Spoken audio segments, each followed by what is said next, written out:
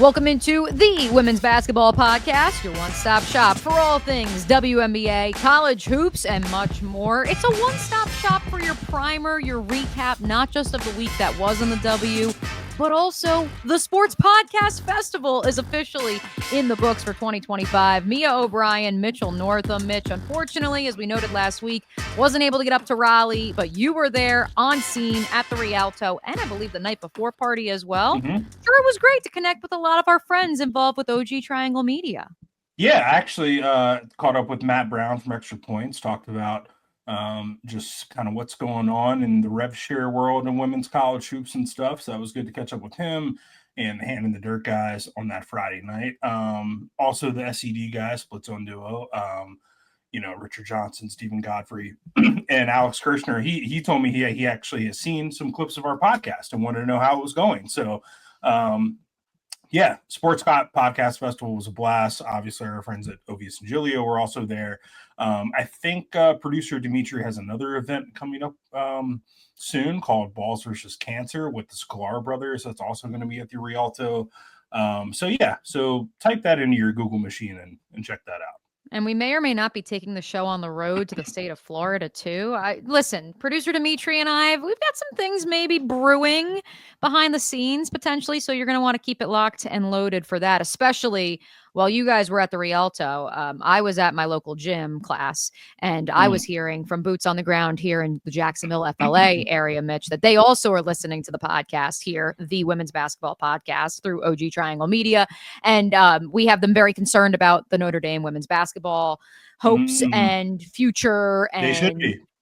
Everything that it encompasses Niele Ivy's tenure in South Bend. And so, hey, listen, there's clearly some interest here, boots on the ground in Florida as well as in North Carolina. So be sure to like, subscribe, follow myself and Mitch at Primetime Mitch, at Mia O'Brien TV, especially as we continue to progress through the 2025 WNBA season and head towards the postseason. That's a great segue. That's what we call it here in the biz, a segue to this week's Her of the Week. That's how we start each and every episode on the Women's Basketball Podcast. We've got co-hers of the week, Mitch, because we had not one, but two buzzer beaters. Let's give credit where credit is due. You picked Kelsey Plum to be the scoring leader in the WNBA this season. While she hasn't quite lived up to those lofty expectations because two ladies named Nafisa Collier and Asia Wilson do exist, she did have the game winner for the Sparks earlier this week, as did Nneka Ogwumike, over the Washington Mystics on Sunday,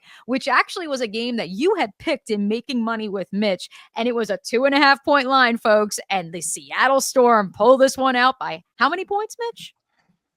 Was it 1, 2? No, it was 2. It was 2. So 2? You covered. Yeah. You covered. You're good. You're in the clear. Yeah. Yeah. You went 3-0. I don't want to spoil that part of the show. I didn't know the exact number. I just knew that I covered. Yes, you covered. It was 92-90. So it was as if you and the folks out in the desert knew something the rest of us did not. But yes, co-hers of the week, Kelsey Plum, Nneka Ogwumike, both on teams that are vying for those final 4 to 5 spots in the playoff field for 2025. The Seattle Storm currently holding the 6th seed, and the Los Angeles Sparks just on the outside looking in as we record this podcast on Monday, August 25th, around 6:30 p.m., as the Sparks are 1 game back of the 8th seed. Oh boy, the Indiana Fever. Any quick thoughts on Kelsey and Nneka and those two outfits in the Sparks and the Storm before we get it moving to this week's starting 5, Mitch? Well, I noticed this week, it might have been shared today, that the Seattle Storm's social media team shared a declaration of who on their team should win league awards. And with all due respect to Nneka Ogwumike, she had a great week. She's not winning most valuable player. Kelsey Plum, I think I'm running out of time for her to capture the scoring title. She's about 3 or so points behind Nafisa Collier and Asia Wilson. Unfortunately, those two players do exist. But she's had a great year. I mean, she's going to finish top 5 in scoring. Right now, she's 4th, 20.4 points per game. That's what we expect from Kelsey Plum. I will give the Seattle Storm this. I do hear the groundswell for 6th player of the year for 19-year-old rookie sensation Dominique Malonga. I see you, groundswell. I hear you. Perhaps we will get to that, a little bit later in today's program. But Mhm. we must first hit this week's starting five, the five biggest storylines in women's basketball this week. I'll go first this week, Mitch. Breanna Stewart will return tonight for the New York Liberty after an extended absence due to an injury of her own, because we have lots of injuries in the WNBA in 2025. You probably have caught on to that if you've listened to the pod a time or two. Napheesa Collier also returned after missing 7 games, 2+ weeks with a high ankle sprain, to the tune of a 30-burger in a resounding victory over the Indiana Fever on Sunday. Mitch, is there anything that can stop Napheesa Collier and the Minnesota Lynx at this juncture? B, what does Breanna Stewart's return mean for the Libs? Yeah, I think far and away right now, like you just look at the Lynx and they're the best team. I don't think it's really like if you're just looking at the current picture right now as it stands, Napheesa Collier coming back and doing what she just did, I think 32-9. They are the best team in the league right now. I think they are on a mission. But I think certainly with a healthy Breanna Stewart, the Liberty are right there. I do really think that we're headed for like a collision course of seeing a repeat of last year's finals. I think it's going to be Liberty Lynx. Maybe there's a different team that has the higher seed advantage this year. But I think that's where we're headed, all due respect to the surging Las Vegas Aces now. And all due respect to the great start for Atlanta and, Phoenix has a good team. I just think that's where we're headed, especially as these two teams get healthy at the right time, a couple weeks out from the postseason now. Breanna Stewart will get the start tonight against the Connecticut Sun. Head coach Sandy Brondello telling reporters that she is expected to be limited to around 20 minutes. But again, she will make her return for the first time since July 26th, since suffering that knee injury. We'll keep it kind of in the W, but a brief foray to the college ranks. Mitch, I feel like it's become a weekly segment. Let's check in on Columbia, South Carolina. Yeah, so this news about South Carolina, I kind of wrote my story for SB Nation. Our college basketball teams, they look different every year. There's new players, there's transfers now, all across the sport, right? So South Carolina next year, they're going to look different, but not just the names on the back. They're going to be wearing Nike, which is big news, I think, in particular in Columbia, South Carolina, because the greatest player in the history of their program, Asia Wilson, has a signature shoe that they have not been able to wear in a game. I think, in fact, I want to say last year here in the Final Four, Texas wore A1s to warm up in before they played South Carolina. I'm pretty sure that's a thing that happened. And, it's like they couldn't wear them because South Carolina was Under Armour school. South Carolina's been Under Armour now, I think since 2011 in all sports. They had been, a couple different things, but, as these things sort of consolidated over the years, they went all Under Armour in 2011. So for all South Carolina's titles that they've won in women's basketball, they've been wearing the UA. Now they're going to switch to Nike. That'll be for next season, so the 26-27 season. And beyond. I also think it's noteworthy that, Dawn Staley used to have a relationship with Nike. Like, she had a signature shoe in 1998 with them when she was playing in the WNBA. She was in a Nike commercial when she was in the Olympics back in the 90s. We'll see the A1s, I'm pretty confident, but are we going to see Dawn Staley's Zoom S5? I don't know. We'll see. I just want to know what Shane Beamer thinks about this. Like, are they going to have Asia on the sidelines promoting the Nike brand for South Carolina football as well? Because this is a pretty big development when it comes to what they should do. Like, when the Jordan brand first started getting into college football uniforms, it was kind of weird to see at first, but now I feel like it's more normal. Like, the Jordan brand, if I'm not mistaken, is on UNC's and Michigan's uniforms. Yes. And Florida's for that matter too. Florida, maybe there's another one, Oklahoma. That's why they have the Jordan Brand Classic in basketball, because they can have 4 teams. And Oklahoma, yes, is the 4th.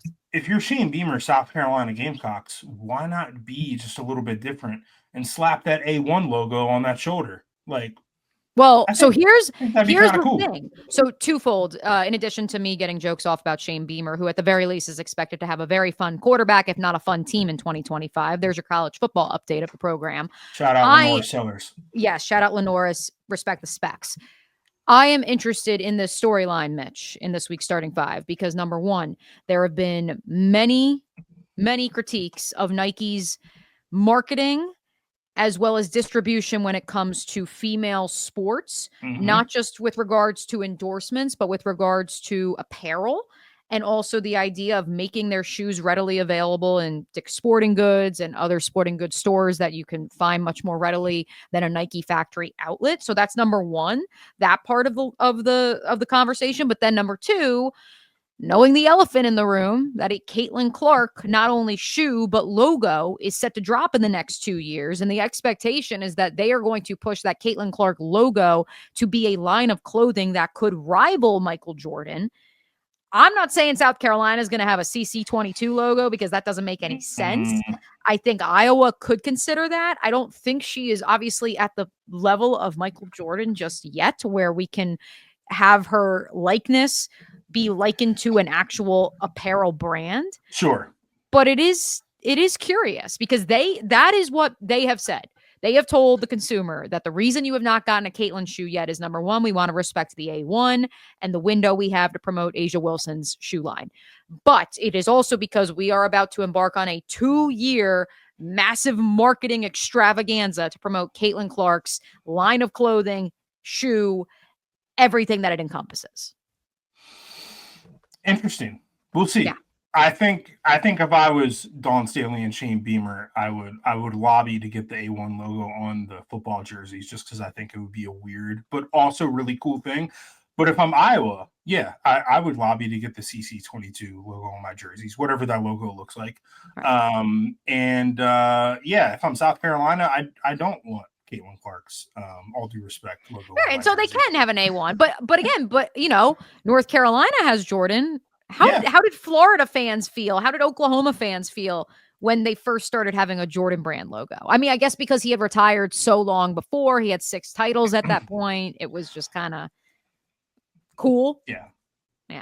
I guess the thing with Iowa and South Carolina is I don't think that they like each other. Well, I don't think Florida or Oklahoma have like a basketball hero that rivals like Michael Jordan's level. So it's kind of like if you're Florida, like, well, Joakim Noah. I was just going to say, Joakim Noah is listening to this pod right now. He's not very happy with it. Al Horford, all due respect, does not have his own logo. Listen, Al has played a lot more than Michael Jordan ever did, and that's with Michael Jordan coming out of retirement twice. So Al Horford is getting up there. We salute you, Al Horford. Speaking of Asia Wilson, let's keep it moving. You already alluded to it, Mitch. The Las Vegas Aces have now won 11 games in a row, 10 games, in a row. We're closing in on 11. Like this is, I mean, folks, I don't even know where to begin. Asia Wilson drops 36 points, 13 boards. She is up to, let me double check to make sure I at least get this correct, her 19th double-double of the season. It's unlike anything that we've seen in recent memory, especially from a team that both of us wrote off, not just last week, but for probably the last 5-6 episodes.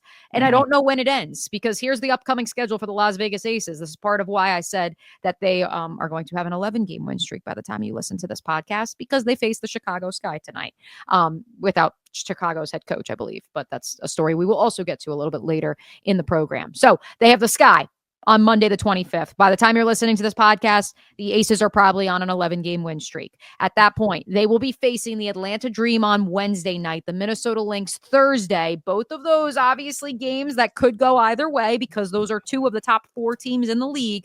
But here is the remainder of the regular season for Las Vegas, Mitch. They have 2 games against the Chicago Sky, and then they travel to the Los Angeles Sparks on Thursday, September 11th. I'm not saying that they're going to challenge Minnesota for the top seed. I'm not saying that they're even going to eclipse Atlanta or even Phoenix for that matter.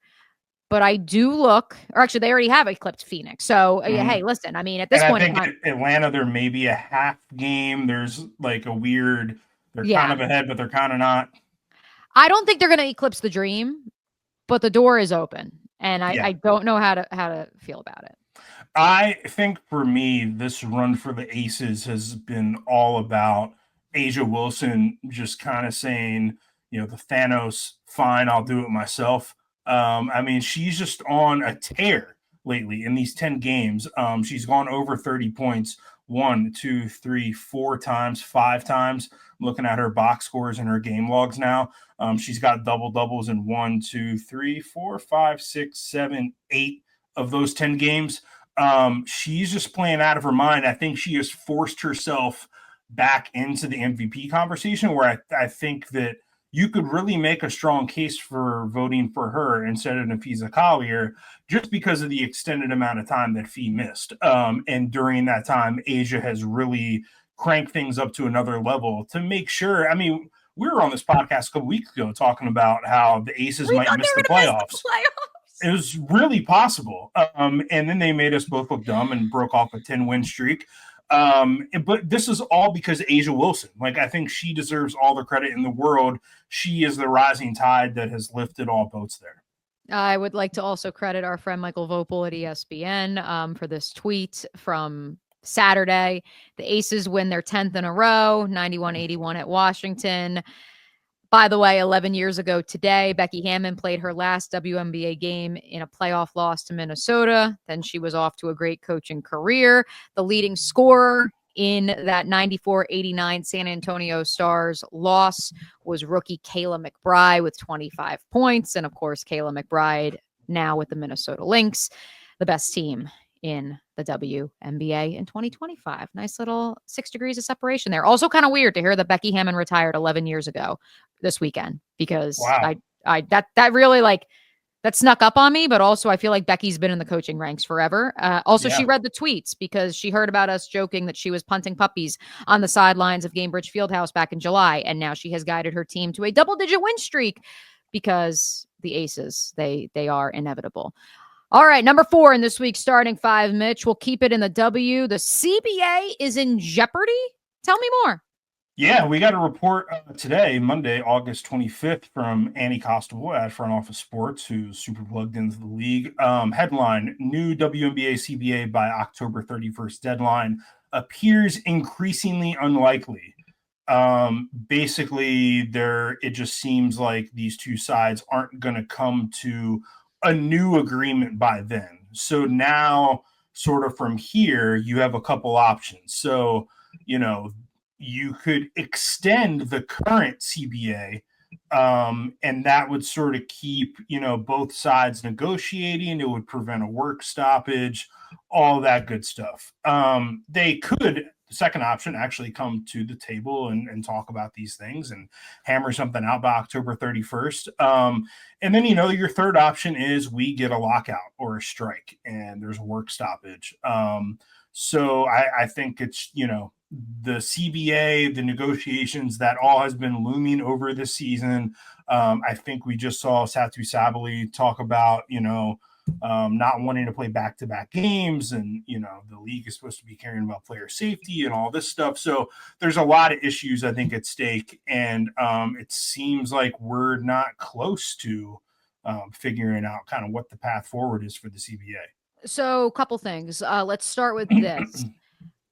I would think that both sides recognize the momentum that is at hand and this idea of we cannot afford a work stoppage. So that's why I remain of the belief that there will be no stoppage. There will be no delay to the 2026 season. Do you agree with that? Yeah, I think that if there is a work stoppage, like say we get to, Halloween and the CBA deadline is not met, I think if there is a work stoppage, it's over by April. Mm-hmm. Like, yeah, by the time for teams to report, it ensures the timeline, I think. Okay. Yeah.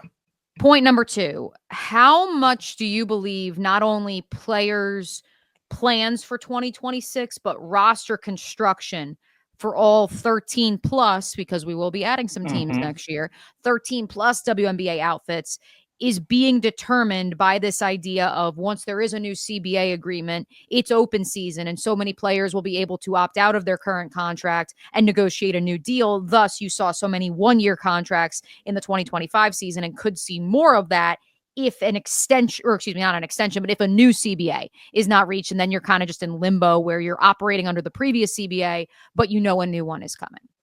Yeah, I definitely think, I mean, probably both parties want a new CBA. I think everybody really recognizes, like, hey, the players deserve more money.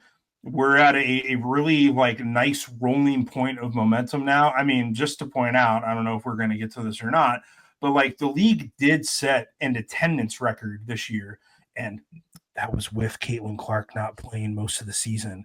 So, like we have some real momentum here in women's basketball, right? Like attendance is up, viewership is up. Let's keep this ball rolling. We just added these expansion teams. We got a couple more coming online. Like, so I don't think a work stoppage is going to benefit anybody. And you're going to have people in the media, who are more of just kind of like the talking head sort of types, kind of take sides. And then like, that's going to create some ugliness when you have like Stephen A or somebody talking about whatever the players do or don't deserve or whatever on ESPN. Like that's not going to be great. So I think it's in the best interest of everybody. But yeah, certainly the players, like if you're one of these people who just signed a 1-year deal because you thought a new CBA was coming and you thought I can get myself a bigger payday if I don't agree to a long-term deal, you definitely want to get this CBA done. And also, yeah, I think if you're the teams with Toronto and Portland both coming online, with like roster sizes in general kind of in limbo, like will they expand, will they not? Either way, there are going to be more players in this league next season just because the 2 expansion teams are coming on.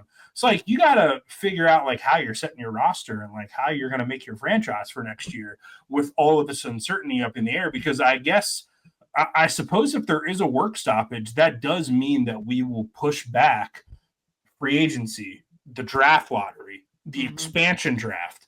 And so all that stuff that would happen between October and April when we get the college draft after the Final Four. So yeah, I don't think it's in the best interest of anybody for this thing to slow down or come to a stop. Now, Mitch, I don't know if you were online over the weekend, but there were a lot of folks on the streets who were saying Paige Beckers is who y'all think bleep is. So to your point about I was kind of one of those people. Okay. Well, not exactly, but I'll explain. Okay, let's have a conversation and let's round out this week's starting 5. In the aforementioned buzzer beater victory for the Los Angeles Sparks, Kelsey Plum had the game winner to triumph 81-80 over the Dallas Wings. However, the story of the game was Paige Beckers. 36 minutes, 44 points, the single game best in the W this season, a new rookie record for a single game, and certainly a mark that, yes, CaitlinClark did not reach during her rookie campaign with the Indiana Fever. And so everyone is coming out online in support of who they believe should win not only Rookie of the Year, but should be perhaps a little bit more at the forefront of the national discourse when it comes to women's basketball. We have to start with your hot take and your tweets, Mitch. Yeah. But then I do want to get to, did Paige Beckers solidify that she will win Rookie of the Year in 2025 with this performance? I'll get that one out of the way quickly. I think yes, she did. I think you can make very even strong if Sonia cases. Citron and Washington somehow sneak into the postseason.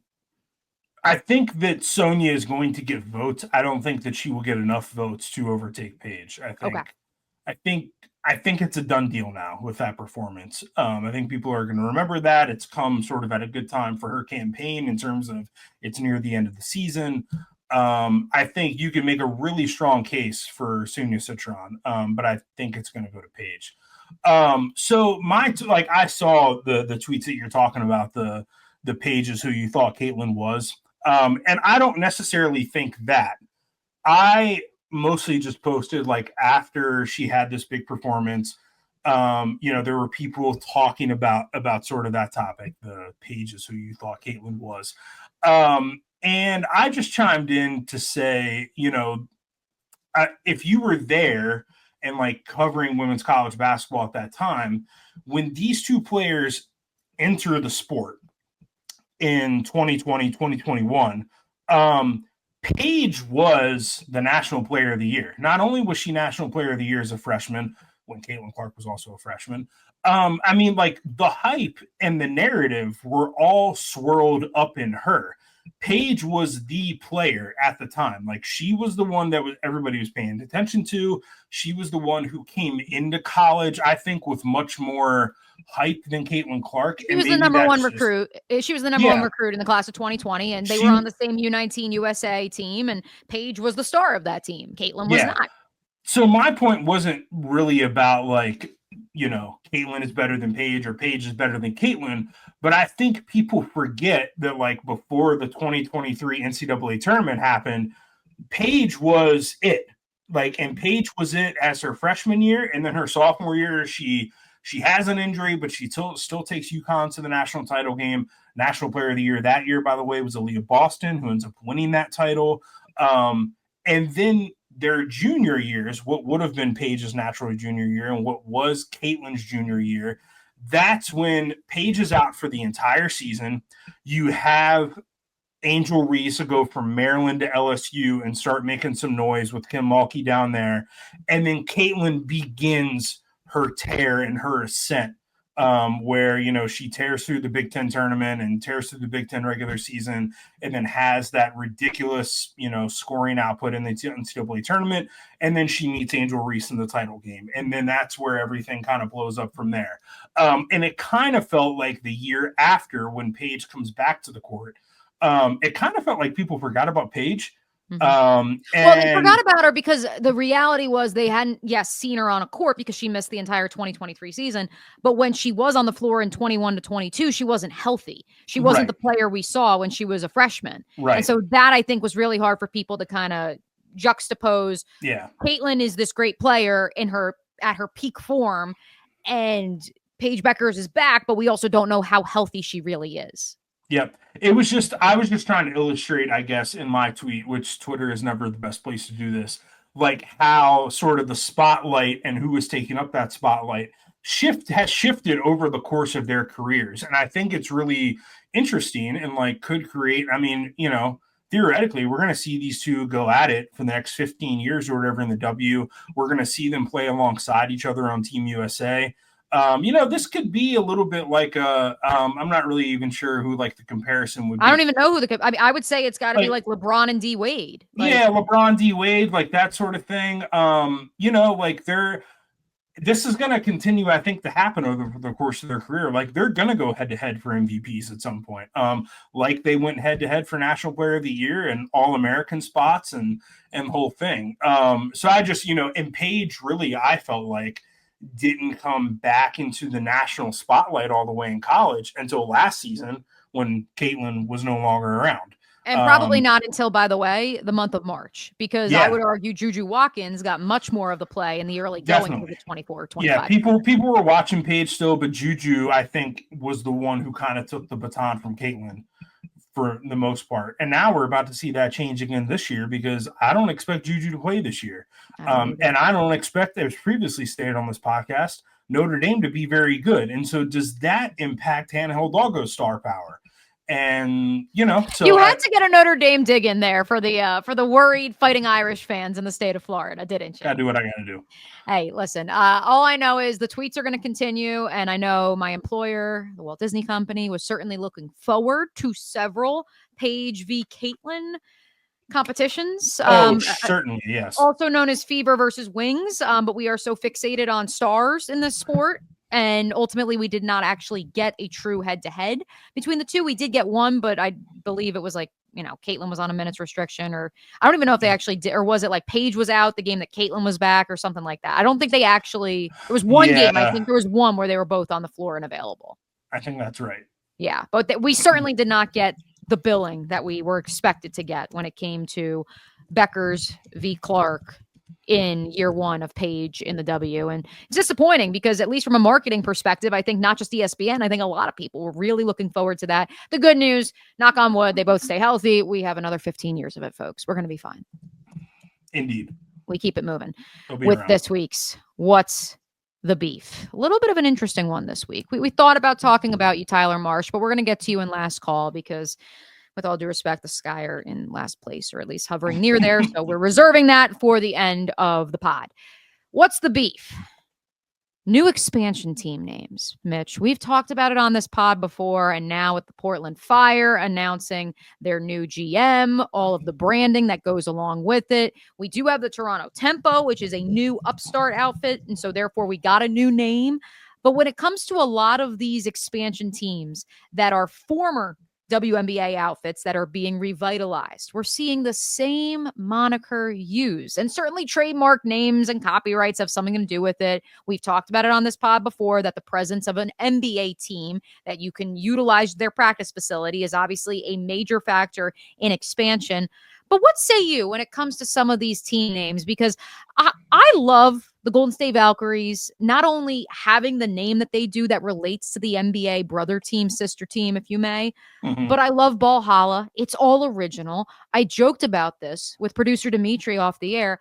I feel like we haven't seen an original movie anywhere in theaters since Frozen. Sure. Like, we got Lilo and Stitch the remake out here, which is one of my all-time favorite movies, but like, how about we come up with an original idea, movie makers? Who asked for that? Right. I don't know. I loved it, but like, I don't get why. Like, I just come up with an original new idea. Even if it flops, give me something new. And so that's why I think the Valkyries have caught on, not just in the Bay Area, but across the country, because people think it's cool to be a Valkyries fan. They love the logo. They love the purple. And so now you see Portland returning to its roots, and you're going to see a couple other expansion teams that do the same. What say you? Because I think there's some beef to be had when it comes to creativity versus nostalgia. Yeah, I think that the WNBA is in a much different place now than it was when these teams like the Portland Fire, like the Cleveland Rockers, etc., existed. And I think that maybe back then we didn't do our due diligence in terms of creating names and color schemes and logos. And I think it's just time, like, you should make a stronger statement about this being a new era and these being new franchises. I mean, there's a reason why these franchises did not last, right? Why they had such short runs. Now, it wasn't because of their names and logos and whatever, but, for the most part in these cases, it's like the team didn't win or attendance wasn't good. And so I just feel like if you bring back the old names, you sort of are associating with something that failed, essentially. Interesting. So like, I look at the Portland Fire, right? The Portland Fire previously existed for 3 seasons. They have an overall franchise record of 37-59. They never made the playoffs. Why? Who's asking to bring the Portland Fire back? Like, who's clamoring to remember those teams, right? Like, I don't really understand the play there unless, like you say, this is what we're getting out of Hollywood now, though, right? Everything is just a pure nostalgia play. Everything is, and they're bored. Like, how about you come up with some, like, look, part of what makes the Valkyries name and branding so unique is that I understand Portland doesn't have the recent history that the Golden State Warriors do, and the Valkyrie name is tied to the Warriors name. I understand that, but like, give me something that relates to the Trailblazers, and you can even liken that with maybe some homage to the Fire, whether that's in the logo or whatever the name actually is. Well, what you can do is, I think this, I didn't go to school for marketing. I don't really know what I'm actually talking about here, but I'm going to take a stab at it. I think what the better move would be is, like, you have a new team name, new look, new color, new logos, all the thing. You're the Portland whatevers. But let's say 2 home games a year, you become the Fire and you break out the throwback jerseys, and like, people want to buy the throwback Fire merch, and like, it's a special thing, and we can do 1 or 2 nights of let's remember some ladies, and throw Linda. Look at the Oiler uniforms, whether it's the Titans or the Texans. Like, the conversation around those that exists between those 2 franchises, but also the money that has come along with the merchandise. Right. It's like when, locally here, when the Hurricanes wear the Hartford Whalers stuff. Like, now, do the people in Hartford like that? Absolutely not. But locally around here, people are buying that merch. Like, hell, the Jacksonville Suns here with the jumbo shrimp at the minor league baseball level. People go nuts for it. And the Suns only became the jumbo shrimp 8 years ago. So, Right. I mean, and people still like are like, "Oh, that's a throwback. I'm here for it." Yeah, it's one of those things that again we said that this would be a unique beef this week, but I want some creativity, man. Like look at even like Yeah. what the Fever have done with the Stranger Things jerseys. Stranger Things in and of itself is probably the last creative idea that Hollywood has had besides Frozen. Those are just the two that my brain defaults to, which probably tells you where my head is at. Point being, like I appreciate that homage to the state of Indiana, the creativity that goes along with it. I need to see something creative. I need to when it comes to naming these expansion teams. Yeah, and we don't know, I guess, for sure yet whether or not Cleveland is going to take the Rockers name, but they have filed for the trademark for it. I believe the WNBA league office has done that on the behalf of them and, some of the other teams that are going to get expansion franchises. Why do we have to go back to the Rockers? Now, I guess the difference is between the Rockers and the Portland Fire is like the Rockers were decent. Like they had 2 20-win seasons. They went to the playoffs 4 times. Chastity Melvin, Penny Taylor, like had some really good players. I guess you could bring that one back, but like I think But it it's would not like they're the serve Houston you. Comets. Like it's not Right. like they're the Comets, like then you're Right. like You don't have titles. Yeah. right. No. Like If you the have titles, Comets, yeah. that makes sense to me because like there is like a real thing to hold on to there. Like you won 4 titles and you had all these Hall of Famers playing for you. Like that makes sense to me. The Fire, no. The Rockers, not really. Like I just feel like the better play is let's try to lean into and listen to what a new fan, what a younger fan, let's tap into those locally. What do they identify with? Do they still identify the city of Cleveland with rock and roll? I don't know. But, you can find something, I think, a logo, a color scheme, a name, all that good stuff. And then you can always do your throwback nights where you put the Rockers jerseys on and, bring Penny Taylor out. I don't know. I would love to involve the NFL markets of Indianapolis, Cleveland, and Baltimore in this discussion as well. But because we don't have a ton of time, I will table that for another day. Because, Mitch, it is now time for this week's main event. And boy, oh boy, is this week's main event a fun one. We are each going to make the case for who we believe should be not most improved player, not 6th player of the year. We'll get to those down the line. We are going to begin with coach of the year because at this juncture, Mitch, with the table as crowded as it is when it comes to the WNBA standings, there's a couple different ways you could take the argument for who should win the 2025 coach of the year honor. You start us off, Mitch. Who is your coach of the year? I think pretty convincingly. I think you can make some other cases for some other coaches to be close seconds. I think it's the Atlanta Dream. I think it's Carl Smesko. I just think, all off season, like we wondered, here's this guy who's been at Florida Gulf Coast for decades. He's ran this, specific type of style there where it's 3-pointers and everything. And, they don't call the players on their rosters guards or forwards. They call them shooters and it's 5 out. And, how is that going to work in the WNBA? We all wondered that. And the Atlanta Dream this season are 24-13, a lock to make the playoffs. They have already, last year they were a 15-win team. Year before that, 19. Year before that, 14. 8 the year before that, 7 the year before that. Like, this team has not been good in recent years, really ever since Nikki Collins' first season on the job when I was still in Atlanta and covering that team. They went 23-11. Had a losing record pretty much every season since. And now this year to pop off for 24-13, you turn Ryan Howard into like this lethal 3-point shooter. You get Alicia Gray having the best season of her career ever, which is pretty awesome to see. And then I just, I look at like their stats and stuff and, they're high up there in the 3-point percentage and stuff like that. But I look at their defense.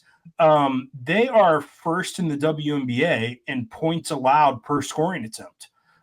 They are first in the WNBA in 3-point rate defense. They're first in the WNBA and allowing opponents to make two-point percent shots. They're first in offensive rebounding in terms of defending an offensive rebound. So like the defense has been really good. And I don't think that's always the thing that comes to mind when we think of Smesko. Like I just said, this was a guy who's just like 3 threes in college. But you know, you got to play defense too. And his teams at Florida Gulf Coast certainly did that. They upset a number of Power 4 teams in the NCAA tournament. I think to see it, I think all we were looking for out of the Dream this season was just kind of like a little bit of proof of concept. So like it kind of reminds me of like the Kim Caldwell of Tennessee thing. Like we were just looking for like a little something to make sure this would work. And now it's really popped off in this way where it's like, you know, I don't know, man, like you get into the playoffs and like anything can happen. There's an injury, whatever. Like this team could be right in the mix to go to the finals or to win the title. Yeah, even more than Ryan Howard, my favorite stat is the Naz Hillman, where she took, I think, 5 total 3-point shots prior to this season. And now she has made like, I think it's like 25 of 30 something, or like, it's absurd. She's taken over 30 3-point attempts after taking, I think, a grand total of 5 in the first 5 years of her WNBA career. And if, yes, you want to look at it from the perspective of, well, of course she's taking more 3-point shots because that's the style of offense they play. Again, I go back to when they hire Carl and then they go out and sign Brittany Griner and Bree Jones. You're like, wait, this doesn't make sense. And then Carl leans even more into the Florida Gulf Coast lineage. And he says to Courtney Lyles, oh yeah, you don't have to coach that team. Like they'll find somebody else to coach the team that we've run for 20 plus years. You can come on up here to the ATL too. There's Golden Eagles around the country who are just like clamoring to go play and coach for Carl. And he basically brought his whole staff from FGCU, a mid-major, well, yes, a perennial power. And we didn't know that that was going to translate. Like, that's the part that like gets me. If the Sparks at this juncture were in a driver's seat for a playoff spot, which they are not, they're competitive. Maybe they get the 7th or the 8th seat with a strong finish to the regular season. I still believe that could happen, by the way. But if that was the case, maybe Lynn Roberts has something to say about this. But even then, Lynn came from a Power 5 institution in Utah. Carl Smesko came from a mid-major, folks. And while I know his roots are in Ohio and he consistently pulled players that failed or just it didn't work out at the Power 4 level, i.e. Kirsten Bell, who is now starting for the Las Vegas Aces and was a first-round pick. Like, I'm going to make the case for who, because I do believe it's Carl, by the way, too. So Mitch took who I would have voted for. But I will make the case for another coach, and the reasons that so many people continue to say that this person will be coach of the year are the same reasons that Carl should be voted coach of the year, which is we had no expectations and we just wanted to see if it was functional. And instead, we got a team that's in second place as of August 25th, which is crazy. Yeah. Can you guess who I'm going to make the case for then, Mitch, as my nominee for coach of the year? So my close seconds would have been Natalie Nakase and Sydney Johnson. I think you're going to go with the Golden State Valkyries head coach. I am. I do think that Sydney Johnson is not getting nearly enough credit that he should for bringing the Princeton offense to Washington and literally doing Yeoman's work with 3 of the first 6 picks in the WNBA draft. And then you lose one of them basically right off the jump to an ACL tear in Georgia Amore for her entire rookie season. And now you have not 1, but 2 rookie of the year candidates. You send Brittany Sykes off to the West Coast and you still are vying for the postseason. I don't think that can be understated. And I've actually been disappointed when I've seen on national broadcasts who potential frontrunners to win coach of the year are and the headshots pop up. And I don't see Sydney Johnson's face. That does upset me. So I thought about it. But ultimately, again, what I just said about Carl, we just wanted to see if this would work.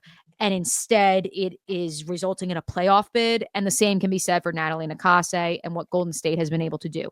And the obvious storyline is, in any major sport, you don't see expansion teams that make the postseason in their first year. You just don't. The whole point of an expansion draft and expansion teams is that it's going to take a little bit of time. While, yes, you're getting players who previously played for other professional teams in your league, ultimately, this is not supposed to be a overnight fix. Additionally, we sat here on this podcast and we questioned the crap out of their draft strategy, the European players that they did not sign, that they did bring to Golden State. Like, I mean, even some of the midseason stuff that they did, Then you couple that with injuries to some significant players, but the fact that they have continued to win despite all that they have lost due to injury, despite the players that they randomly decided to like cut. And, I mean, it is a sight to behold with what Nakase has been able to do and consistently get buy-in from a rotation that changes many of the faces each and every night. And that's a real surprise to me. And of course, when I'm alluding to the player that they let walk, it was why am I blanking? Belgium on the Sparks now. Why am I blanking on her name? Pulling it up right now. 3-point shooter. Julie Allman. No, Julie Van Loo. Julie Van Loo. Yeah. Julie Van Loo. Shout out Julie Van Loo, who had to stand outside. I was going to say Liberty at first, but she stood outside the Barclays Center to join the Sparks for like 3 hours, which is like also an absurd, only in the W story. Point being, she gets waived after she comes back from Euro, and you're looking around like, Natalie, what are we doing here? Like, are we like tanking because you want the number 1 overall pick in 26? Now, there was a method to the madness, and here they sit in the 8th seed, or not in the 8th seed, but vying for a postseason spot in their first season. So currently, the Valkyries are in the 7 seed if the season was to end today. Yeah, your point about just sort of like juggling the roster with all they've sort of went through there. I just looked it up. They've had 19 different players playing at least one game for them. Same as the Fever. Same number as the Fever, by the way, which everyone's talking about that. So note that for the Valkyries as well. They have had they've played 37 games this year. They've had just 3 players play in all 3 of those games, or play more than 30 of those games. They are Veronica Burton, Temi Fagbenle, and Kate Martin. It's pretty impressive. And so that's where I think it's going to be very interesting when this actually does go to a vote, because this idea of, do you value the idea of Natalie Nakase is coaching an expansion team where we just wanted to see if they could like win 8 games versus the Atlanta Dream where maybe they just had to eclipse 14 or 15 wins.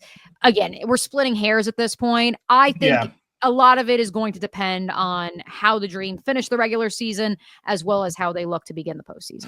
I think for the voters too, like sometimes it comes down to like, what was your preseason expectation for this team and how do you square that with what they've done? Because like, if it were me and I had a vote, like, man, I thought the Valkyries were going to be terrible. I thought they were going to be really, really bad. Like struggling to win 10 games bad. And I was wrong. I'll eat some crow on that. Natalie Nakase, I mean, just an amazing job for this year. But yeah, I think where I'm at with Smesko is like the year-to-year turnaround, him implementing his style, but also adapting a little bit to the pro game where he can have Brianna Jones and Brittany Griner and make them effective. That's and like you mentioned, doing what he's done with a player like Naz Hillman, who I just had it here. Okay, so for her first 3 seasons in the W, she was 1 for 6 from 3-point land. This year, she's 40 for 135, which is think about that, folks. Wild and impressive. Also, I mean, he's done the same thing with Brianna Jones. Brianna Jones, before this season, had played in 1, 2, 3, 4, 5, 6, 7, 8 WNBA seasons. She had made 5 total 3-pointers. This year, she's made 12. So she's more than doubled it in her career total in 1 season. I will wrap by saying this. We should note that this is a Carl Smesko podcast. And again, we thought the Valkyries would stink. And so maybe that's why we're looking at this through red and blue Atlanta Dream. I do think if Nakase wins, like, I won't be upset about that. Like, I think she's incredibly deserving as well. If I had a vote sort of thing, I would give it to Carl. And by the way, Becky Hammond, I do see you. I do salute you. Cheryl Reeves, since I know you are the 2 faces that I've seen on the national broadcasts for potential coach of the year votes. I don't believe in voting for the first place team. I don't care what the sport is. Like, I don't believe in voting for that coach unless the team goes 72-0. Like, especially if it's a team like the Lynx who were just in the championship the year before. And the Aces are in a unique spot where they won 2 of the last 3 titles. They have the best player in the sport. Like, I would only vote for Becky because of the second half turnaround if the Aces were to turn around and win the title. Like, then I'd be like, okay, maybe I would consider it. Yeah.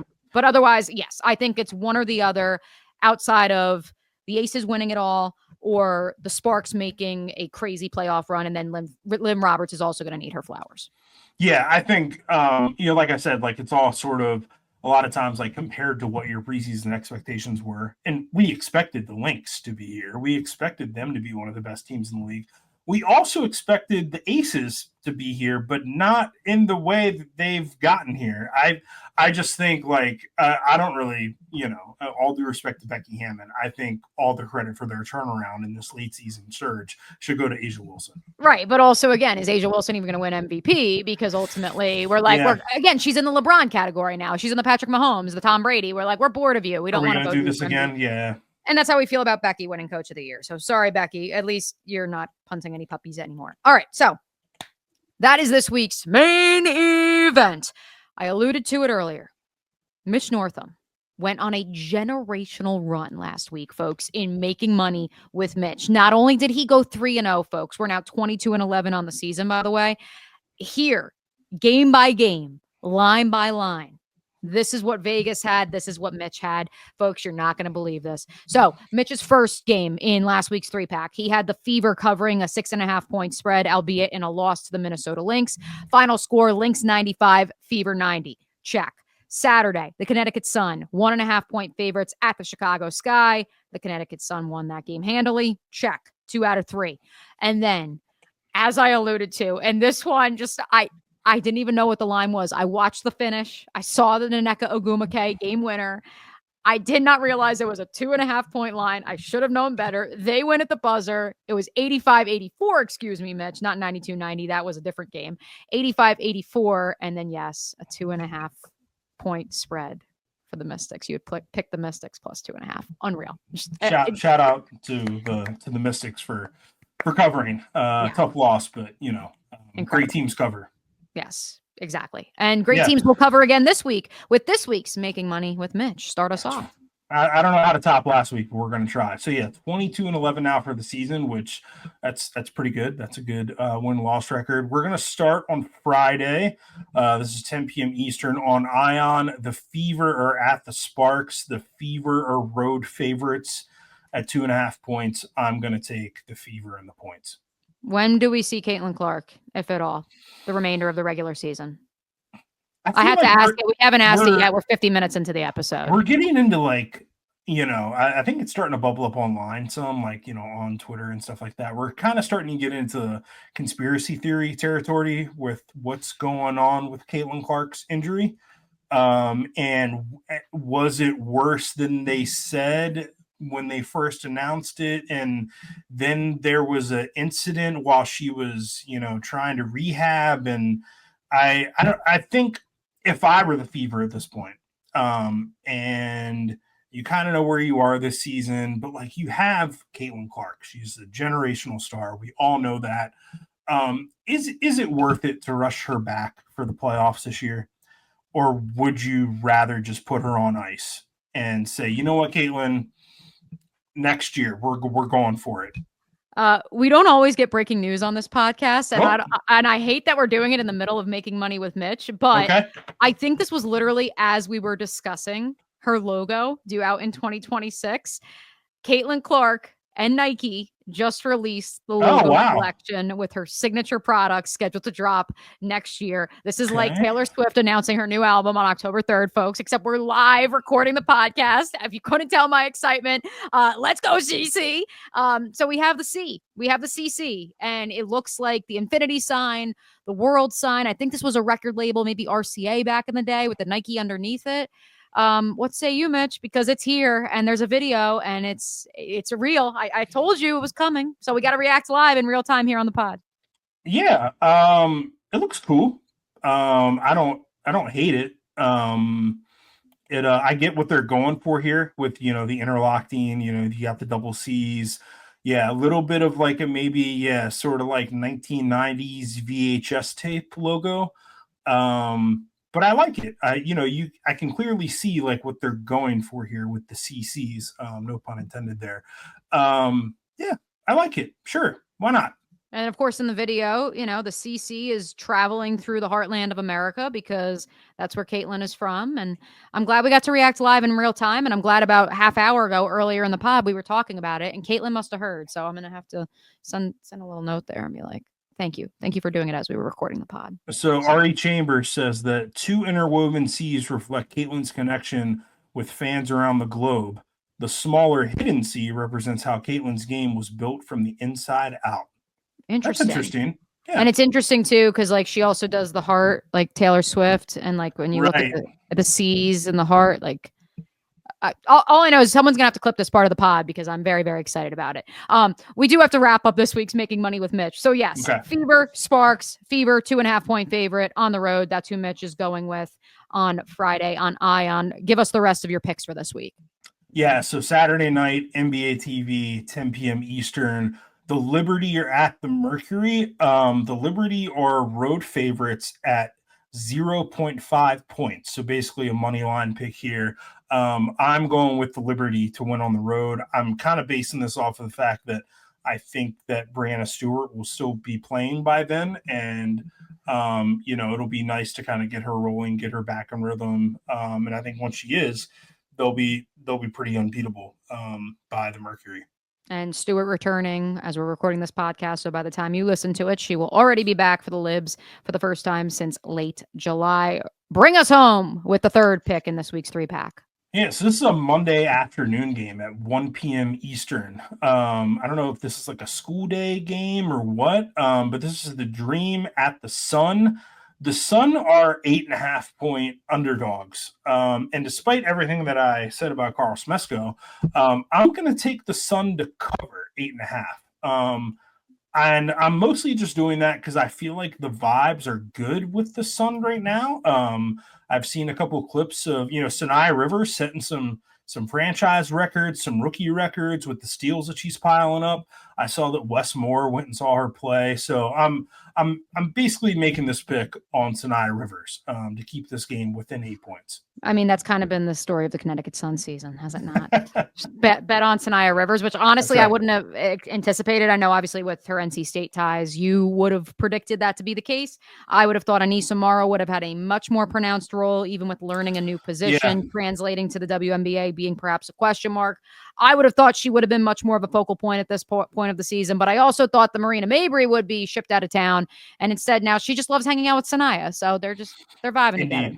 Yeah. So Sanaya is great. I root for her. She was really awesome to cover and really great to talk to at NC State. So, good to see that she's kind of having a little bit of a breakout stretch here. Yeah, shout out Sanaya. And so again, here are Mitch's picks for this week. Can we go 3-0, improve upon that 22-11 overall mark, folks? The Indiana Fever, 2.5-point favorites at the Sparks Friday. The Liberty, 0.5-point favorite at the Mercury on Saturday. And then he's rolling with the underdog, the Connecticut Sun, to cover an 8.5-point spread Monday afternoon at home against the Atlanta Dream. All right, it is time for last call. I promise I'm not going to be still so oversaturated and losing my mind over the CaitlinClark logo dropping while we were in the midst of recording this podcast, because I did note to the Chicago Sky fans out there that we would get to your coach, Tyler Marsh, former assistant for the Las Vegas Aces. Just not really agreeing with the officiating. And in light of even what I saw last night in the Yankee game with Carlos Rodon, when he struts after the ump after, being pulled from the game and starts screaming that's, blah, blah, blah, blah. And it's like, dude, you've been pulled. Like, just go to Tyler Marsh obviously was not getting pulled. But he also threw a couple, I don't want to say he threw a punch, but it was obviously a little bit of, a crash out, we'll call it. That's what the kids call it these days. A crash out with the officials in the Chicago I think that's appropriate. Yeah, and their loss to the Connecticut Sun in a battle of last place teams. Yeah, I saw Angel Reese had to hold him back, apparently. That's not great. Do we think Tyler Marsh is going to be the coach of the Chicago Sky next year? Kevin asked me that because we had the game. I just feel like they're the most unpredictable franchise. He got thrown into the fire so late, though, because they fired Teaspoon late. Yeah. I would argue that it's the GM, the roster construction. They have the new practice facility on the way. I would say it's more the decision makers at the top, and you can't really blame the head coach. You also can't blame the head coach for an injury to Courtney Vandersloot and Haley Van Lith just not translating or developing in her first WNBA season. I don't think you can blame that all on the head coach. A lot of that's the evaluation, and that's on the general manager, who also constructed a roster whose two marquee players are 6'5", post players, neither of whom can create their own shot. Yeah. They are currently 9-27. They have several games remaining, including one against tonight, one of three against the Las Vegas Aces. Recording this on the Monday. I see one win for them, maybe till the end of the regular season. They play Connecticut at home on September 3rd. Other than that, they end the season with at Indiana, at Vegas, home for the Libs. Here's the funny part. Who else was an assistant, longtime assistant for Becky Hammon in Las Vegas? The woman who we just put up for Coach of the Year. And so it's truly like a sliding doors moment because Tyler Marsh and Natalie Nakase both leave Las Vegas. Nakase finds instant success at Golden State. Tyler Marsh has never really gotten it off the ground running in Chicago. Las Vegas looks awful the first half of the year. Now they've won 10 in a row. That is a very strange family dynamic going on right now. And I apologize, Tyler Marsh, that you didn't make this week's starting five, but this is what happens when you're vying for last place. I would say the number one overall pick, but as we discussed on the pod last week, there's a chance that the Minnesota Lynx win the title and also have the number one overall pick in a pick swap with the Chicago Sky. And also Sonia Citron traded for Ariel Atkins. Never forget, because the North remembers. Never forget. Especially the North side. All right, couple more from me, Mitch. We noted it. The Portland Fire have their first GM, and guess what? They decided to pull from a pretty successful expansion startup out in the Bay Area in the Golden State Valkyries. They hire the VP of the Valkyries, and I'm going to butcher her name, and I apologize, Vanya Cernovich. So she will be the first GM of the Portland Fire coming over from Golden State. Obviously a very successful tenure in the less than 1 year on the job, at least with the team on the floor for that expansion team. And so shout out to the Fire. Again, you've gotten two mentions on the Women's Basketball Podcast. You've yet to actually, put a team on the floor. So shout out to the Fire. Happy for them. And then real quick before I go, because I'd be remiss, I left it in the other room. I told myself I'd bring it in here and I forgot. Megan Gustafson, another Las Vegas Aces shout out. Her book is out. Pancake, her beautiful corgi, has traveled the world with Megan, who, by the way, also now has dual citizenship in Spain and the United States. Come a long way from Port Wing, Wisconsin, when she was in a graduating class of 6, folks. And they have seen the world through the game of basketball. And so now Pancake's passport is available on Amazon. Go buy it because Megan is the best. And also, so is Pancake. I will never forget, Mitch, and you probably remember this too, back in 2019, because it was your first Final Four. Iowa did not make the Final Four. They lost to eventual champion Baylor in the Elite Eight. But when they returned from losing to Baylor, people were lined up in the streets of Iowa City and they all wanted to bring their corgis to Megan. You have to just Google it, folks, to see it, to believe it, that people were literally like handing Megan their corgis. And again, this is pre CaitlinClark even arriving on campus. We had no idea what she would become. Megan was expected to be the greatest Iowa basketball player. Megan was the star. She was a star on that team. I mean, it's crazy too when you consider. So I've mentioned it on the pod before, but quick backstory. So I got to Iowa when Megan arrived for her freshman year, and Jan Jensen tells the story. Lisa Bluter tells the story. They were on their international tour. So again, this is like literally the week I arrive in Iowa, August 3rd, 2015, excuse me. They're on their international tour, and Megan was like overcome with emotion on the team bus. And they were like, "Are you okay, Megan?" And she goes, "I'm sorry. I'm just overwhelmed. There's more people on this bus and on our tour than I went to high school with." Like, yeah. And now look at her. It makes me so proud because she had never been in a weight room. And now she's a professional basketball player and a published author. She's the other one, sort of on a different level, but like, I kind of have to remind people sometimes, like, Iowa was relevant in women's basketball before CaitlinClark. I mean, right before her, they had this player, Megan Gustafson, who swept all the National Player of the Year awards in 2019. Like, she was awesome. She was really good. And that Sweet 16 Elite 8 in Greensboro, like, people were there to see Megan Gustafson. It was a thing for sure. And it's even more incredible when you consider, to bring this full circle, we talked about Paige and Caitlin being on that 2019 Team USA team. As much as Caitlin didn't have as high a profile as Paige coming into college, people knew who Caitlin was. She was a top 5 recruit in the country, the Logo 3. Like, people knew who she was. No one knew who Megan Gustafson was. She won the Wisconsin State Player of the Year, again, at a high school where they barely had enough players to field a team. She was playing as a 7th grader. Her dad's the principal. Like, the fact that she was winning state player of the year was just because she led the entire state in scoring and rebounding, but it was also, she was the whole team. And so, yes, she was a 4-star recruit. People weren't talking about her though, the way they talked about Caitlin. And so, yeah, it's always a storyline we got to bring up. Shout out Sam Logic. Shout out CViv too. Like, Iowa does have, as our friend Howard Magdal tells the story, they had some history prior to CC22 and her beautiful CViv, Tia logo. Jackson in the 90s. Yeah. Yeah. There's a very, I mean, go back to Dr. Grant and what she did for women's sports. I will always bring it up because Lisa Bluter has told me to. Read Howard's book. And read Howard's book too. So, Mitch, do you have anything else before we get on out of here and before I just, start geeking out again about the logo? By all means, I think there's space for you to geek out. I don't have too much. Today at SB Nation, I did publish a little thing about the freshmen that you should pay attention to this year. And of course, it leads off with Jazzy Davidson and Sienna Betts and Aaliyah Chavez, who everybody, I think, by now knows a little bit about. They got a lot of hype coming in. But wait, this is a great segue. Go ahead. Speaking of Iowa, Addie Deal, pretty good player, who I think is going to, she's a little, if you've heard this before, stop me, a combo guard capable of creating goals for her teammates and knocking down 3-pointers with ease. From California, I think it's a really big gift for Iowa, and I think she could be a really, really good player for them right away. Same high school as Bryce Young. Since they started recruiting her while Caitlin was still in school, Kevin, my fiance, kept saying, he's like, how are they going to lure this girl from Southern California? There's no way. But they did. Good job, Jan. Proud of you. There's also, I mentioned a couple other players in there. Dee Alexander, who is the 11th best player in this class. She's going to play for Cincinnati, which is her hometown team. That's Cincinnati awesome. Is a program that has not been to an NCAA tournament since 2003. Davidson has a player from the Canary Islands who has played for Spain's U19 national team and was originally committed to Wisconsin. So I think she's someone to watch. And then there's a bunch of others that I just kind of listed off too. Did you know that Joe Girardi's daughter is going to play for Oklahoma State this year?